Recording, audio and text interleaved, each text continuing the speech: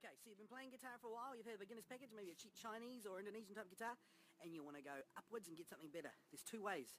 Either you spend between about $1,200 and $2,000 and get a Japanese guitar, or you try and get a decent one second hand for under $500, and that's what this is all about. Watch on.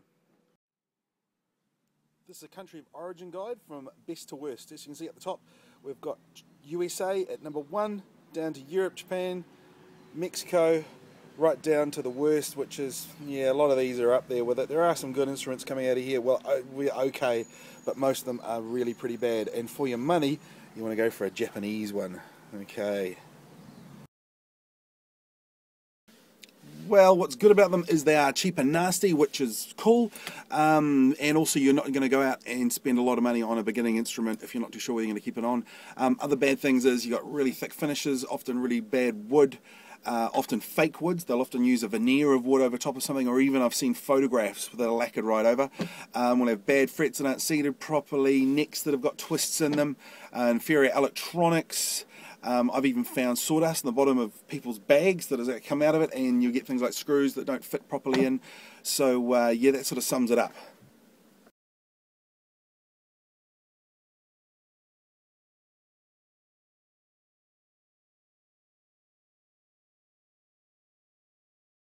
The bad things, often again they can have a really thick finish, a lot of polyester on the outside, and their pickups are always inferior. Of course, you're generally inferior. Often they'll have Damasio designed ones, they put in Ibanez, etc.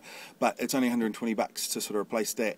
And other bad thing is they're not American, but apart from that, they're the main things you can pick on. The good things is you're starting with a really good body, hopefully a good neck, everything's sweet, so when you want to do it up, you're looking at a lot better thing to work on, and resale value, it should be able to hold its value for what you bought it for, or maybe even make some more money out of it. So yeah, definitely trade me. Any of the easy cash places, cash converters, that kind of thing, second-hand places, whenever you're in a small town, go and have a look around, check it out. You're bound to find something pretty cool. But do your research. You got the internet there, go for it. Google serial numbers, Google whatever it is, and find out what you're looking at. Don't worry about dings and smacks and stuff like that. It's probably, the guitar could be 25 years old, so it's going to have a few whacks. Don't worry about a bit of wear on the neck like you can just see in here. It's not a big deal. Don't worry about pots that maybe are a bit crackly when you plug it in and try it out. Don't worry about that. All that sort of stuff can be replaced. Jacks that are wriggly and make a noise, that's a sort of $12 a pair, so it's really not a biggie. Anything extras that come with it, that's all good. That's what you're really looking for. Now, things you really want to look for, especially on a guitar, not so much with a Fender style one, but a lot of them are going to have necks that have a double join here. Have a look, see if it's been snapped. If it's been busted off here, it's can affect the tone. Depends on the price of the guitar. And check round here. If it's a neck bolt-on type body like this, have a look for cracks. If there's any damages there that might show where something's been smashed. Alright, now once you've had a look at that, everything's working and sort of sounding okay, you want to sight down the line of the strings like this. Now, you're not going to be able to see it on the video very well, but what you're looking for is the line of the strings against the line of the neck. Now, it's always going to be a bit lower down your nut end, down this end here, but ideally, you're looking, I'm using a bass string here so you can see it, overdo it a bit. Okay, ideally, now this would be a nice low action like this. It sort of is the same as much as possible up and down the whole neck, like so. But what you don't want is something that's like this. I'm just going to exaggerate it. That would be a bad guitar. Normally they're not going to look so much like that, but when you look down the line of it, you're going to see there's a major difference between the angle of the string and the string itself, and that means the neck is probably warped, or it's going to be reasonably hard to fix up. Now, another thing you also want to look at is when you're looking down the line of the neck, is the lay of the frets. Now again, this video isn't going to really show it, but compare the lines of the frets here. They should all be dead straight.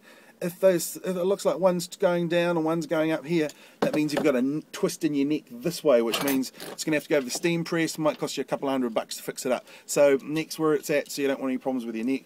Have a look at all your frets. If you've got a little bit of fret wear on a fret and wear on the neck, that's not going to matter. Frets can be fixed or repaired.